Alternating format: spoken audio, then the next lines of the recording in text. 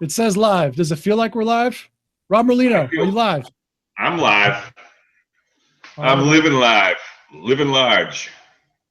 What's up, Shark Tank fans? This is the Shark Tank After Party. It's episode 802, and Rob Merlino of the Shark Tank blog is on the East Coast, so it's like 1 in the morning there. That's how much he loves doing this, or at least that's what I tell myself. How are you, Rob? I'm doing good. We're hanging out at 1 in the morning. Well, I missed last week because I was on a camping trip, but let's talk about episode 801. Well, first of all, if you're looking for bootleg copies of Shark Tank, don't downvote this because you're looking for free content. This isn't a replay.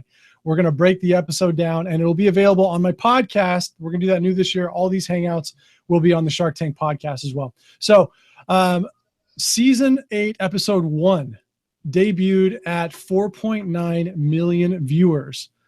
That was the lowest since season 1 of Shark Tank. Are we concerned about this, and why did it happen? Go. Why did it happen? Well, I mean, we were talking about this earlier. There is some social media backlash against Mr. Cuban for his politicizing the presidential election. You know, I'd actually, if Cuban ran for president, I might even vote for him. Yeah, if you had Cuban, Hillary, and Trump out there, I'd vote for Cuban. But he's not running, so, you know, just do your TV show and handle your basketball team and stay out of it. Do you think he's upset that, well, I don't want to get too far into this, but that Trump is going to potentially sabotage his presidential run because they're both reality TV stars and billionaires, quote unquote, because he says Trump isn't one? Is that what this is really about? Is he screwed?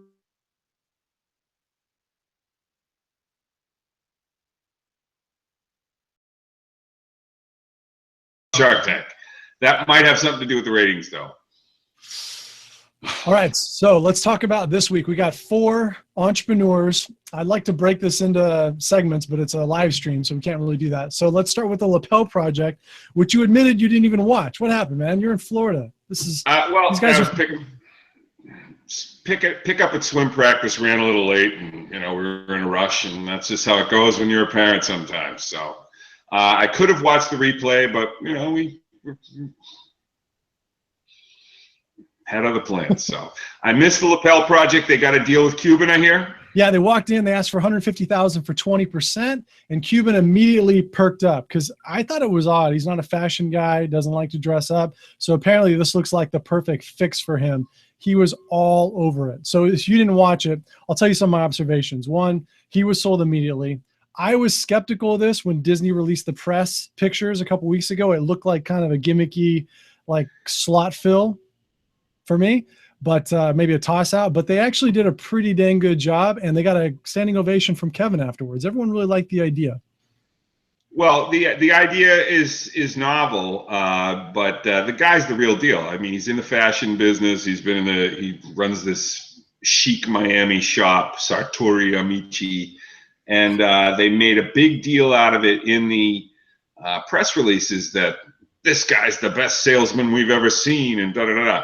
The sharks like salesmen, okay? If you can go in and close a shark, you're going to get a deal on air, And they made the fact that they made a big deal out of it in the promo stuff made me think he was getting a deal. I thought Damon would do it, but when I thought about it afterwards, I had found out that they had gotten a deal with Mark. I thought, well, it's kind of like Game Faces for suits.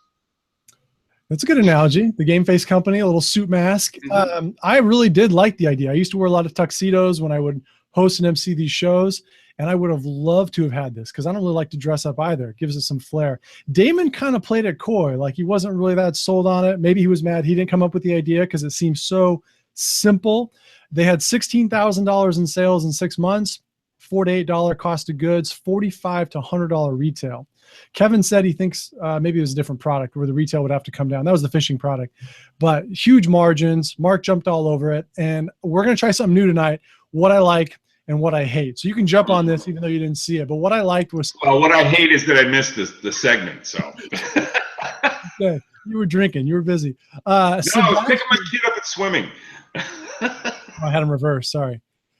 Yeah, the drinking came afterwards, after we got home. So Sebastian tried to keep his poker face when Mark made him the offer $150K for 30%. That's a $500,000 valuation on 16,000 in sales. He kind of went, deal. Yeah, and his friend's looking at him like, what are we doing, man? Take it. So that's what I liked. What I didn't like, what I hated was Robert turning to Mark and saying, who would wear this? Mark, you would seriously wear this? And Mark's like, yeah, in a heartbeat. But I thought, I've seen all the pictures. Like, Robert is the most eccentric, outrageous dresser in the group. If anybody would slap this on, it was Robert, except that it's like fake. It's a facade. He would actually just spend 10 times as much on a tailored suit. Personally tailored. But yeah, they can afford that. So, what are you going to do? I didn't see the segment. I'll go back and watch it probably like Monday, when I go and review everything. But sorry. Wish I had more on this one. But Mark made him an offer. This is interesting because usually when Mark, what he wants, he gets, right? So he made him an offer and they kind of put him on pause and tried to scan the rest of the group. And Damon actually said that he thinks that their friends, the $16,000 in sales came because he's such a good salesman. And he's seen a lot of ideas like this fizzle out and die. He said, I have a history of seeing these things underutilized, and he went out. And then, if you're selling something for $50 and you can get out there and hustle, you can sell $16,000. That really isn't a lot in sales when you really think about it. When you think about, the other people who came in with sales numbers tonight after them, that's kind of minuscule. Yeah. Yeah. And Lori said, as a woman, I don't dig this. That was actually a theme tonight, was playing the woman card. And then Mark kind of slapped in his chair. He's like, guys, are we doing this or not? So they put Mark to the back of the bus for a couple minutes, and then they jumped in, and that's the deal. $150K for 30%. And I have it on good authority. That deal is closing, or will close, or did close. So I'm probably gonna have those guys on the show here pretty soon. You got any questions for him? That's a new segment. If you're watching and you want to ask them a question, I'll be recording with them soon. Rob and all you Shark Tank fans, what would you like to know about this company? You don't know because you didn't watch it. I'm a shorts and t-shirt guy. Suits aren't my thing. I said that in my review of them. I wish them well, but it's not. I'm surprised Cuban is the one who dresses down. I'm surprised he invested in it. But like I said, it's game face for suits. Yeah, it's partly the idea and the novelty, and partly when he goes out, he can wear his own product for a change instead of just not having to dress up for no reason. Instead of buying Damon stuff. Yeah, exactly. Or Robert's ugly suits. Okay, so moving on to Good Hangups. Moving on. Yep. I saw this one, yes. Leslie Pearson from Washington, 1,000 for 10%. What do you think? The valuation, whatever it was. I mean, this was like, the meatball pitch for Lori. I mean, she's already been on QVC and she blew it out. It's almost like they have this sort of sub QVC merchandising machine going on in the Shark Tank, and Lori is the queen, although Kevin is making his bid to be king. I think it's a good idea. I get it. I mean, I remember FunTac. It was sort of like the silly putty you stuck on the wall so you wouldn't have to put tape on, but it left these big gross stains. And then if you use tape, I have 5 kids. You think I haven't hung artwork up? It's crazy. We painted our house last year, and there was just tape crap everywhere. So I can see why people would go for it. She came in with sales, and it's a Lori product. They teed it up on the friggin' best thing ever last year on TV. Sales, it's almost a given Lori's getting that deal. Yeah, Lori said she had seen it. What they didn't talk about was how she actually won a contest and went on an NBC Today Show QVC program where they gave her 10. Yeah, the next big thing. Yeah, exactly. The next big thing. Yeah. And she sold it. So I think it's a product that'll do well. I think it's totally a Lori product. I think that one was the most teed up segment of the night. What did you think about the back and forth? Because Lori thought she had it in the bag, and then Kevin, who, by the way, said on my podcast that he dethroned Lori, and it was a well, he's the king now. He's the king of QVC. I tweeted that out tonight. It's a violent regime change is actually what happened. He's the king. And now when he walks through the hall, he actually has to bow in reverence to the king. Yeah. I mean, that's funny stuff. But I mean, they're all the Sharks are recognizing that it's a good channel for them to, they get to help small businesses and do all that stuff, but they're making money too. Whether the show is Jump the Shark or whether it's Mark the Shark who's screwing the shark up, who knows? But this one was probably the most contrived segment of the evening. What does that mean, contrived? What do you mean by that? Just like that they're filling a slot? Is that what you're saying? No, I mean, if you're, maybe I just know too much, but if you're looking at it, you got to go, she's getting a deal, all she needs to do is change the packaging and get into like 9 million staples and all those other things, and she'll sell a shitload of stuff. Yeah, am I allowed to swear on this show? Which is, you're drunk. Go home, you're drunk. Which is exactly what she wanted. I mean, yeah, you're right. I may or may not. This is part of the reason we do this is because we know so much, and now we're worried about saying too much. So I'll make a confession. I may or may not have done some Shark Tank coaching in season 7 and 8. And without saying anything, some of the comments that were made tonight. What was the line? What was the line? Just say the line. Robert said, "You have all the right answers." Mark said, "She's a sweet talker." And between that and Kevin saying, "I want to squeeze her head,"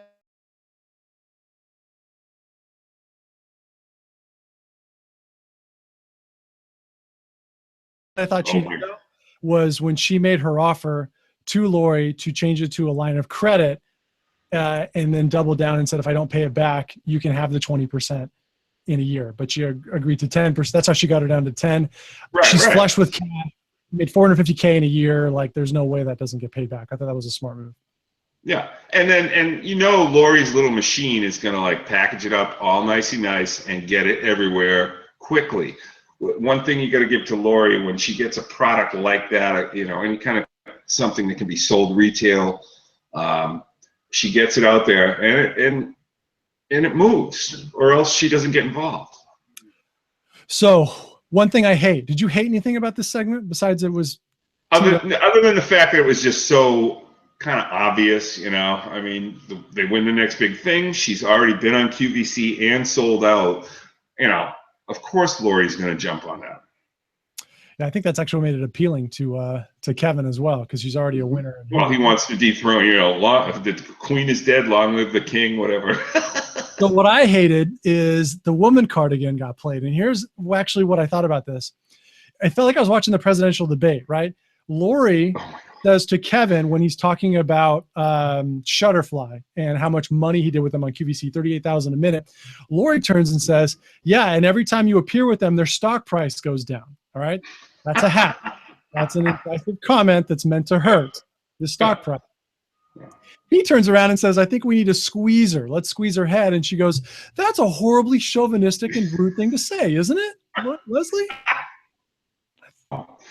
Drives me freaking crazy. If you're on the same stage, I'd vote for Lori before I'd vote for that woman who's running. That's for damn sure. But that's another tale. Yeah. No, I like it. We should do a political podcast. I have one. You should come on. Earlier in the day. I'm very well informed. Anyway, so let's move on to the next guy, the poet laureate of Ninja culinary experts. Okay. Oh, before we do IllumiBowl, I met him at a conference recently. $7 million. IllumiBowl, okay. Crazy. $7 million. It's crap. It is. It's plastic crap that lights up your toilet. But people go nuts for it. I want one. Take it back. Take it back. What you said. It is. It's a piece of junk, but it's useful. As a guy, you understand. Okay, as a guy who has kids, this is my second one. Why? Because my 4-year-old peed all over the other one and broke it. Confession. Yeah. They're too close to the red zone. That's the only problem with them. For women, they're fine. No problem. For young kids, I have 4 girls, so Yeah, I'm sure you could eat off your bathroom floor, I'm sure. Yeah. My bathroom floor looks like the upside down in Stranger Things. You corrode your feet. Oh, I remember those days. I don't envy you. Yeah, I mean, I'm not surprised that it's sold a lot because it's a novelty, okay? People like novelty items. People will buy that for someone as a goof, joke. And then they'll use it for a while, and then it'll probably get all gross and like the battery will stop working, and then they'll throw it away. Yeah, it's And $10. Buy another one. Yeah, we'll get another Inside one. Shark Tank Baseball, they filmed that update at the FiberFix warehouse because these guys licensed to FiberFix or sold a portion of the company for them to do manufacturing. And when Kevin saw what FiberFix was doing, he told me, I got to come back and do another update here because they've taken over like 3 or 4 products from Shark Tank and they're printing money in that factory. It's ridiculous. Well, if you notice, they did the it looks like the same warehouse they did the breathometer update in. I think that they're just using it, as, hey, we can film it and like put a couple guys in t-shirts at a table packing stuff, and it looks like it's a suspiciously familiar set, if you ask me. Well, the secret's gonna get in trouble. All right, so moving on. You got some swag from Ice Age Meals, right? I'm feeling a little left out. No, I didn't get the swag, actually. I was writing up my piece for the my post for tonight's episode about Ice Age Meals. Every week I write up, basically, here's what they do. I've already written that on a page. Go look at it there. Here's what I think about it. Here's what I think the Sharks will do. So I was writing this particular post right before I was set to go out grocery shopping. I do all the grocery shopping and cooking in my house. Okay. Wow. There's just the 3 of us now. There's just 3 of us, but I still do it. And there's just some nights where you're just like, what? I don't want to cook. I don't want to go out. I don't want to do nothing. I want to nuke something up, or a pizza, the frozen pizza in the fridge. You know what I'm talking about? Totally. So I was going shopping and I was thinking about food and stuff. And then these things came up. I'm like, wow, that stuff looks good. I'll try it. So I went on there and I bought a bunch of them. And we had some today, and it was damn good. Actually, I had the butternut squash lasagna for lunch, and it was really good. And then I served the girls for dinner. We had the Mexican meatballs with carabitas and the breakfast pizza, which really isn't a pizza, but all this stuff, there's no starch or anything in it. It was good. I didn't think he was going to get a deal. He was a little ridiculous. They made, again, this is when you start reading between the lines ahead of time. He was the poet, and the Sharks were going to quote poetry to him. If a Shark's quoting poetry to you, you're screwed. It's a good thing you read the press releases. I just swiped the pictures. I need to start reading them. I do a lot of research. Anyway, I didn't think he was going to get a deal. I do think the food is good. I've got a lot of it. It'll take us a while to go through because, again, I bought it for that, something better than a pizza for convenience. Did you find it at the local grocery/health food store, or did you buy it online? I bought it online. Yeah, they shipped it in a big box. Yeah. Oh. And you paid full retail for Shark Tank product, not Rob Merlino. Say it ain't so. Huh? You paid. Every once in a while, I do get magnanimous. I'll show you right now. I'm wearing, around the house, I wear my combat flip-flops. Okay. These were not sent to me. Article about combat flip-flops? Yeah. I saw the guy's TED Talk, and I was like, wow, I'm buying a pair of those flip-flops. He's just so cool. I like what he's doing. So I did it. And they're actually pretty sturdy. They've lasted just about a year. But, yeah, every once in a while I do pay for something. I try not to as often as possible. For instance, these Tower sunglasses, wooden sunglasses, that was a review product, if you will. Yeah, the towers weren't made by 4-year-old Afghani child labor, though, so they're probably not going to hold up as long as the combat flip-flops. No, I don't know. I like combat flip-flops. He's got a good thing going on, Steven does. Yeah, it's the 5-hour work week. Love the guy. Yeah, 5-hour work day, yeah. All right, what do we like and what do we hate? Let me start. The poetry had potential. Thought it dragged on a little long. Sharks, it was a funny skit, but I think we're going to see a lot of that this season, like them just doing little quirky things like the name plaque from the next segment, just to kind of keep it spiced. It's hit or miss for me. What about you? Well, I mean, the pitch, you're talking about the poetry and the pitch. Yeah. What else are you going to do with frozen food? I think he tried to do it the best he can. I think ultimately his valuation killed him.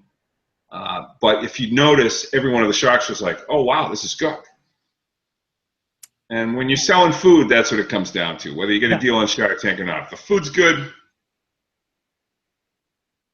$1.5 million in sales. He had if he wanted a deal, he could have had one. The 10x multiplier on his valuation was a little steep.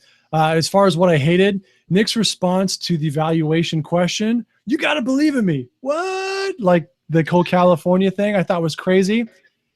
I actually think I'd like to ask him if he comes on the show. He said he just went to Santa Cruz to meet with CrossFit. They vet these guys' pitch for like 2 months.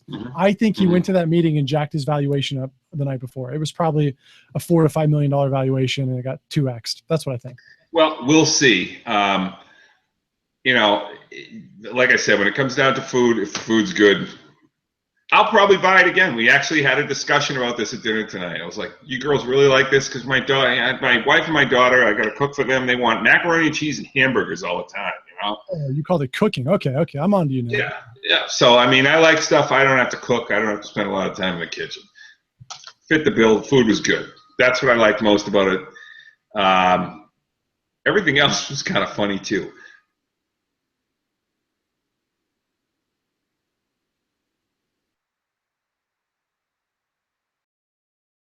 That is the one Kevin had for his valuation on this next offer. So let's talk about Tactibite. What do you think? 150K for 10%. Go. Well, I talked to these guys the other day, and you know, I obviously didn't. They can't tell me about what happens in the show. I told them what I thought was going to happen. Knew that they have stock. I knew some of the stuff about the the background of the business, but every one of the sharks said that's a fair valuation, and they made a big deal about Jack being the smartest 17-year-old there was. I talked to him the other day. If you were on the other end of a phone line with this kid, you'd think you're talking to someone who's in their mid-30s, and he's smart. Yeah. And the father's smart too. And speaking of politics, in Germany, they want to take people's kids away from them for cruel and unusual punishment if they're homeschooling them. Here, every time I meet a homeschooling kid, I just think about how stupid I am. Well, usually the homeschooled kid is the smartest kid in the room. By usually, you mean always? Yeah, I agree with that. I mean, we have a lot of homeschooled kids in our communities, and we coach and stuff, and we run across them. They're usually, good kids, smart, good, respectful. But that's despite the point. The kid is smart. Okay, he started coding when he was like 10 years old, and they like to fish. They're from Louisiana. They're fishing the same waters I'm fishing. I do a lot of fishing now, especially since I moved to Florida, and we had a nice chat about fishing. And they're smart. They had their numbers. I mean, it was like a textbook Shark Tank pitch. Okay, you've got the experienced dad. The dad has bought and sold several technology businesses, and you got the smart kid who's not only smart but respectful, nice. They value it properly. Now, you could say whether or not the product is hinky or not. But if you watch the videos and if you know fishing, sound does make a difference. I can't wait to bring one to the pier. I was going to say, I don't know if you've tried one because you are a fisherman. I'm not. I like to deep sea fish, right. But you'll never catch me fishing in the lake. So, well, these guys have been all over Facebook. If you're not into fishing, they probably don't get in your feed, okay? But they've been all over my Facebook since like June. Okay, and then here they are on Shark Tank. They stopped Facebook advertising once they found out they were Yeah, about 2.5 weeks ago, it just disappeared. 330,000 in sales in 5 months. $16 land cost, $99 retail. Best margins on the show so far if they can hold that price. Let's talk about what I like and what I hate. Jump in when you're ready. The idea seems fantastic if it works. To me, it's weird that no one's tried it because fishing is like the snake oil industry. If you know what I mean. Like there's always a new gimmick to make fish hook your lure. I already made the comment about the homeschool. Kevin's first offer, when he made it, Jack said, you know what, before we cut the valuation, I'd like to explain how we got there. One of the best rebuttals for an offer I've heard in Shark Tank. Fantastic. And he not only said that, but then he backed it up with, boom, here it is. Here's how we came to it. And it's like, drop the mic, because all the sharks are like, well, that's fair. How many times did you see all 5 sharks say, well, yeah, that's a fair valuation? Yeah, we got nothing. And this is what it takes me to the other side of the spectrum, which is what I hate. Kevin's defense of his valuation for his offer. It was $200,000 for what's Kevin's? 150K for 20%. No, it's an extra 5% for the name tag. Yes. Yes. That's worse than the last time where he said, Kevin said, believe in me. I got a name tag. That's horrible. Well, no, I mean, that's entertainment, okay? I mean, that was a funny moment. I lolled on that one, you know? Maybe Kevin didn't. Maybe that's why they put him back to back, because I saw that. Yeah. That's hilariously inconsistent. Yeah. No, I thought that was funny. But, you know, they ultimately, I thought they were going to get a deal. I had the wrong shock because I thought Mark was going to go for it because he's got a couple other fishing things going on, which incidentally, the record-holding bass striper lure business there, that's also sound-based too. It's a rattle lure with the disjointed thing, and he's got rattle weights. So that's sound-based. It's just not electronic. The other thing I hate, he's got two companies, right? He's got Striper Lure Company and shell bobbers. Yeah, shell bobbers. Is that fishing ammo? Fishing ammo, shell bobbers, yeah, whatever. Okay. And he said he wasn't a fishing guy. He's not interested. And I thought, is that a slam? What does that mean? Yeah. So yeah, I mean, I like them going in, and here's why they're going to make a crap load of money. I think they're going to drop their price to $69.99. They're doing a special on the website tonight for $69.99 each if you buy two. But I think, you know, even at that price with those margins and for the volume, they're getting like 3 times what they have in stock coming in the next month. The margins are still going to be there for them. And fishermen will buy something like that if they believe it works. And there's so much video evidence. They've just put out a ton of video of people catching a crap load of fish right next to this thing. So fishermen will buy it. I have a couple of fishing lures where I have more than $70 worth of line wound on the reel. Okay, so it's like,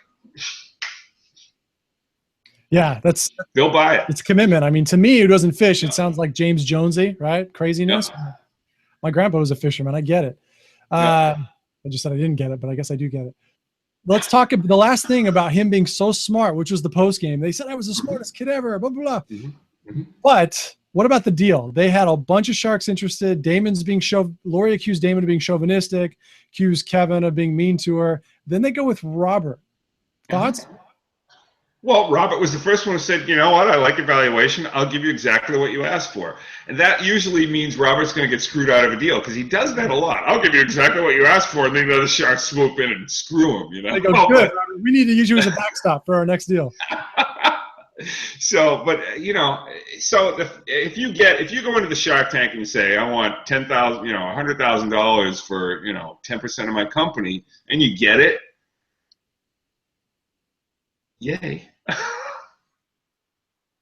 Be interested. I'd like to chat with them after the smoke clears because I'm curious if that deal went through. I think Damon was pretty confident he was going to get that deal.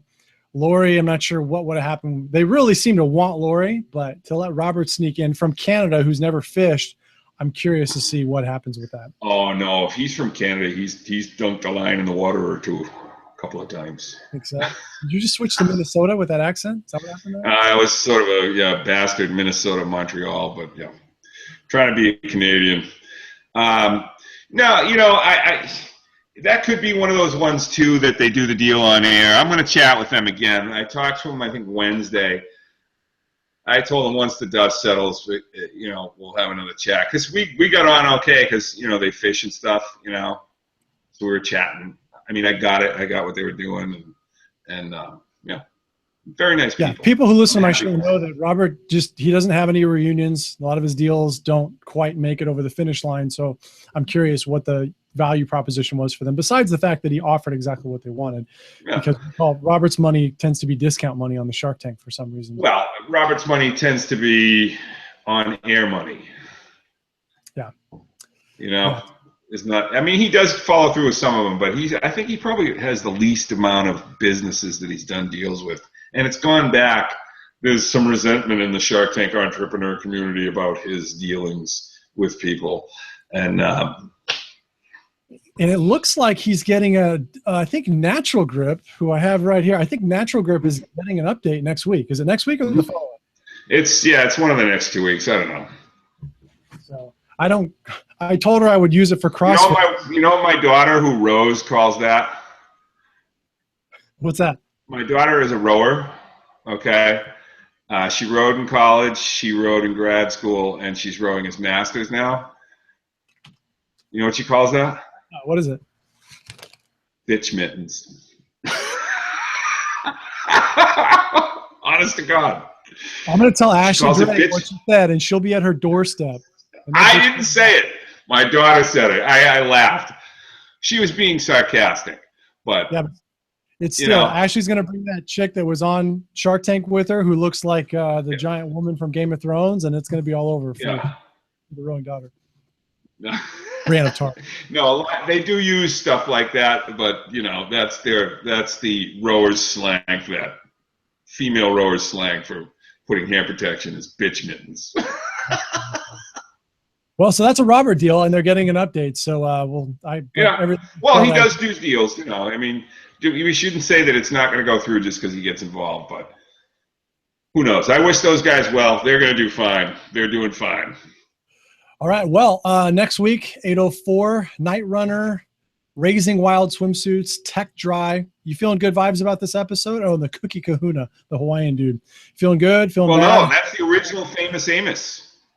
Remember Famous Amos Cookies? Yeah, is that who that is? That's who it is, yeah. Oh, he's got a long story. But yeah, so he's in Hawaii and he wants to sell cookies again. Wow. Anything else we should look for next week? Did you know all the backstories? Well, I mean, the original Famous Amos, it's kind of a rise and fall tale of caution in American business. I mean, he was riding high and then, he had to sell out and probably didn't get what he put into it and this and that. But you can read all about it on the Shark Tank blog. I will link to it. But I got two here. I don't need to read it. Everyone else needs to read it. Just tell me what's no. I'm going to go to the Shark Tank blog, check out the Shark Tank podcast for all of your Shark Tank needs. We're going to break down the episodes and share the lessons from the tank. And we'll be here every single Friday after the Shark Tank, unless Rob drinks too much and passes out because he's 3 hours ahead of me. Well, and TJ doesn't fall asleep on this couch because his kids are running him ragged, but clear and present danger. It does happen. Yeah. My T count isn't as high as it used to be, if you know what I'm saying. Yeah. Hey, I've been there. I've had young children. That's why you have them while you're young, while you still have energy. Rob, always good to be with you. Thank you to all of you for watching. And, make sure to send me the link when you print this baby. I will. All right. Subscribe on YouTube. We'll see you guys next week.